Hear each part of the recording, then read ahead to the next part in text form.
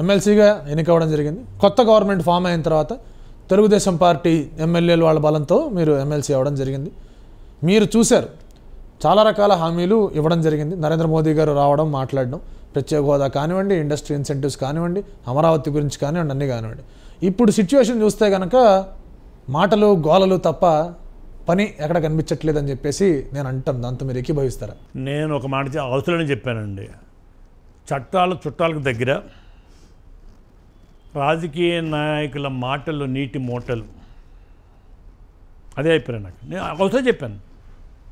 అవసరం చెప్పాను. ఇప్పుడు చంద్రబాబు నాయుడు ఎంతకన్నా వెళ్తానన్నాడు, అది అవగాహన రాయిచ్చండి. మనం కొండను ఢీక్కోలేమండి. ఇప్పుడు వాళ్ళు అన్నీ మమ్మల్ని పిలిచారు. మన ఇమీడియట్గా మా బీజేపీ వాళ్ళు మనం పిలిచి చెప్పారు, మనం అన్నీ ఇవ్వటానికి ఒప్పుకున్నాం. Special vehicle purpose account open చేయమన్నాం. అందులో డబ్బు ఇస్తాను. అందులో డబ్బు ఇస్తే ఏంటి, డైవర్షన్ ఉండదంట. ఇదంతా డైవర్షన్ అంతా అయిపోయిందండి. ఈ ఫండ్స్ అనే డైవర్ట్ చేస్తున్నారు, ఇది మిస్యూజ్ జరుగుతుందని కఠిన అభిప్రాయం వాళ్ళకి వచ్చిందండి. పోలవరం ప్రాజెక్ట్ అవ్వాలనుకుని నేను శంకుస్థాపన చేస్తున్నాను. ఆ రోజు అంజయ్య, నేను శంకుస్థాపన, జిల్లా మంత్రిగా నేను అక్కడికే వస్తాను. నేను కూడా పోలవరం ప్రాజెక్టు ఎప్పుడో చేద్దాం అనుకునే ఆలోచన ఉండింది. మీరు ముందు నుంచి అందులో ఇన్వాల్వ్ అయి ఉన్నారు. ఫస్ట్ మెంబర్ మీరు పోలవరం ప్రాజెక్ట్ గురించి మాట్లాడడానికి. ఇప్పుడు పోలవరం ప్రాజెక్ట్ చుట్టూ రాజకీయాలు జరుగుతున్నాయి, పని డిలే అయిపోతూ వస్తుంది. సీఎం సార్ ఏమో నేను యూసీలు సబ్మిట్ చేశాను, కావాలంటే చూడండి అని ఆయన చెప్తున్నారు. ఫండ్స్ ఇవ్వని చోట డైవర్షన్ ఎక్కడ జరుగుతుంది, వీళ్ళంతా అనవసరమైన చేస్తున్నారు, నా మీద అభాండాలు వేస్తున్నారు. ఆయన నేషనల్ మీడియాకి వెళ్ళి ప్రతి ఒక్క ఛానల్కి వెళ్ళి యూసీలు సబ్మిట్ చేసుకో, నేను క్లీన్ చిట్ అని చెప్పేసి ఇమేజ్ తెచ్చుకున్నారు. మరి దాంతో మీరు ఏకీభవిస్తారా? కాదు, నేను ఏకీభవించాను. ఎంచేదంటే వాళ్ళు ఎవరు స్పష్టంగా చెప్పారండి, డబ్బు మేము ఇస్తాం, నీకు ఎంత కావాలి, నీకు 16,000 కోట్లు మేము ఇస్తాం, అన్ని రకాల హామీలు ఇచ్చారండి. బట్ నీకు ఇవ్వటం కాదు, యుటిలిటీ సర్టిఫికేట్ మాకు పంపించు, నీకేమో ఇదేదో స్పెషల్ పర్పస్ వెహికల్ మనం దాంట్లో ఆ అకౌంట్లో వేస్తాం, ఆ అకౌంట్లో అయితే డైవర్షన్ ఉండదండి. ఇప్పుడు 2,500 crores ఇచ్చారని క్యాపిటల్కి, ఎక్కడ బిల్డింగ్ కట్టారా?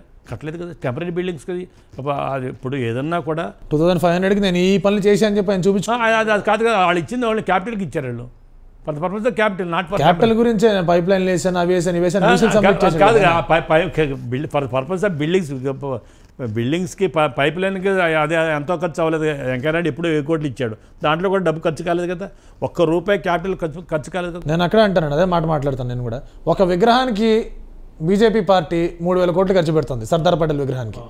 ఇంకో విగ్రహానికి బీజేపీ పార్టీ ఎవరైతే మహారాష్ట్రలో ఉన్నారో శివాజీ విగ్రహానికి 3,500 కోట్లు ఖర్చు పెడుతుంది. విగ్రహాలకి మీరు 6,500 ఖర్చు పెడుతున్నప్పుడు ఒక రాజధానికి ఎంత ఖర్చు పెట్టాలి, దానికి ఎంత ఫండ్స్ ఇవ్వాలి అనే పర్సంటేజ్ చూసుకుంటే ఇచ్చింది పీనట్సేగా. కాదు, దానికి గతంలో ఇచ్చిన క్యాపిటల్స్ ఉన్నాయి కదండి. నేను 44 స్టోరీ బిల్డింగ్ కడతాను, 40 స్టోరీ బిల్డింగ్ కడతాను, దానికి అవసరం ఉందండి క్యాపిటల్. కానీ ఇప్పుడున్న బిల్డింగ్ ఎక్సలెంట్గా ఉన్నాయండి. దాంట్లో అది టెంపరీ బిల్డింగ్ అనడానికి వీలేదు, దాన్ని అయ్యే పెర్మనెంట్ బిల్డింగ్లు చేసుకోవచ్చు, దాంట్లో తప్పేం లేదు. కరెక్టే, బట్ ఒక కొత్త క్యాపిటల్ కడుతున్నాడు, కొత్తగా ఉండాలని తపన పడాలని తప్పలేదు. ఏమండి, మనకి ఇప్పుడు చేతిలో డబ్బులుంటే ఎన్నైనా చేసుకోవచ్చు. అసలే డెఫిసిట్లో ఉన్నాం మనం, పిండి కొలిది రొట్టి. మనకు ఉన్న దాంట్లో మనం చదువుకోవాలి తప్ప ఏదో కడతాను. ఎగ్జాక్ట్లీ అదే ఆయన పాయింట్ కూడా. డెఫిసిట్లో ఉన్నప్పుడే సెంటర్ ఆదుకోవాలి, సెంటర్ ఆడుకుంటుంది అని ఆయన అంటున్నాడు కదా. ఇద్దరికి ఒకళ్ళ మీద ఒకళ్ళు నమ్మకాలు లేవు, నరేంద్ర మోదీ గారికి, చంద్రబాబు నాయుడు గారికి ఒకళ్ళ మీద ఒకళ్ళు నమ్మకాలు లేవు. ఇది 2003 గోదావరి ఎఫెక్ట్. గోదావరి ఎఫెక్టే. మొదటి నుంచి కూడా ఇతను ఏదో నేను చేశాను, అతను సీనియర్ అంటాడు. ఇప్పుడు నేను సీనియర్, ఆయన సీనియర్. ముఖ్యమంత్రి చేస్తేనే సీనియరా? ఆమె లైవ్ ఇన్ పాలిటిక్స్. నేను రిటైర్ ఇంట్లో కూర్చోలేదు కదా. సీనియర్ నేను మనం చెప్పడానికి వెళ్ళాను యాక్చువల్లీ మన హౌస్కి. అప్రోప్రియేషన్ బిల్ అయిపోయిందంటే వచ్చేసాను నేను.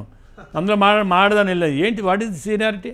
ఆయన ఉద్దేశం ప్రకారం ఇప్పుడున్న లీడర్స్ అందరిలో ఎవరైతే స్టేట్ని లీడ్ చేస్తున్నారో, పాలిటిక్స్లో గవర్నమెంట్ని లీడ్ చేస్తున్నారో వాళ్ళందరూ ఆయన సీనియర్ అని చెప్తున్నారు. ఏమండి, జయప్రకాష్ నారాయణ చేశాడా, గాంధీ మహాత్ముడు చేశాడు, దేశాన్ని లీడ్ చేయలేదా? కరెక్ట్. అంతే తప్ప నేనే లీడర్ ముఖ్యమంత్రి చేశానంటే ఎలా కుదురుతుంది? రైట్. ఇందాక ఒక పాయింట్ దగ్గర మనం చిన్న డైవర్షన్ తీసుకున్నాం. నరేంద్ర మోదీ గారికి, చంద్రబాబు నాయుడు గారికి గోదావరి దగ్గర నుంచి చిన్న విభేదాలలాగా వచ్చాయని చెప్పేసి అంతకుముందు నరేంద్ర మోదీ గారు చెప్పారు, చంద్రబాబు నాయుడు చేసింది నాకు ఒక ఆదర్శం అని చెప్పేసి ఆయన స్టేట్మెంట్ కూడా ఇవ్వడం జరిగింది. ఆ తర్వాత 2014 ఎన్నికల్లో ఇద్దరికిద్దరు వాళ్ళు చూపించుకున్న మర్యాద అంతా చూస్తే కనుక ఆ ఇంద్రుడు ఈ చంద్రుడు కలిసి ఆంధ్రప్రదేశ్ని బాగు చేస్తారని చెప్పేసి అందరూ అనుకున్నారు.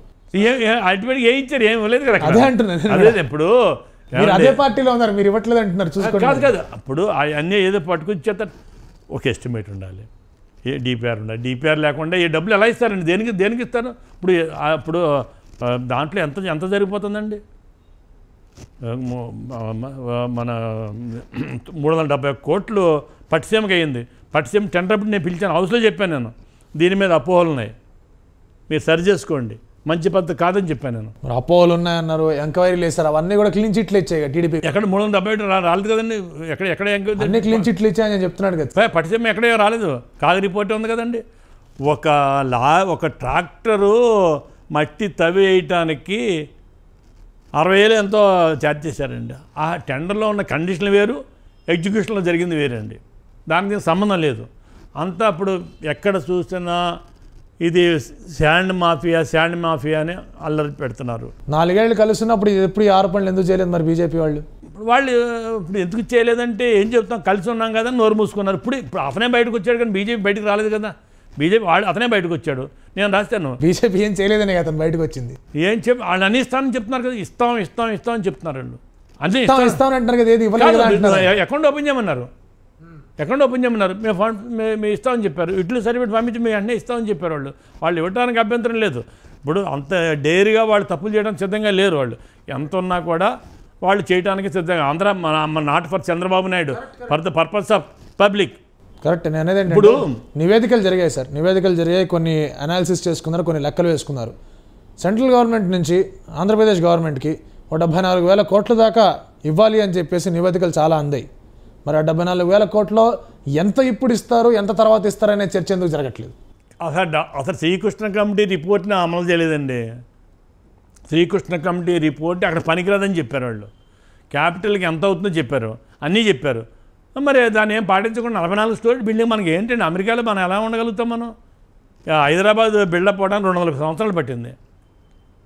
మనకి అమరావతి ఇవాళ అయిపోతుంది. అక్కడ ఎంత గగ్గోలు పెడుతున్నారు, రైతులు ఎంత గగ్గోలు పెడుతున్నారు. ఇగో ఈ జగన్ ఊరు చెప్పుకుంటూ వెళ్తున్నాడు, 600 ప్రామిస్ చేశాడు, ఏ ఒక్క ప్రామిస్ ఇంప్లిమెంట్ అయిందో చెప్పండి అంటున్నాడు. జగన్కి సపోర్ట్ చేస్తున్నారా మీరు? అంటే వాళ్ళు ఏం చూసుకుంటారు, వాళ్ళు ఏం చెప్తారు, నిర్ణయాలు ఫాలో అవుతాం తప్పండి. అల్టిమేట్గా బీజేపీ సపోర్ట్ చేసిన పార్టీ వస్తుందనే పూర్తి విశ్వాసం నాకుంది. బీజేపీ సపోర్ట్ చేసిన పార్టీ వస్తుందనేది నాకు. Like and subscribe Eagle Media Works.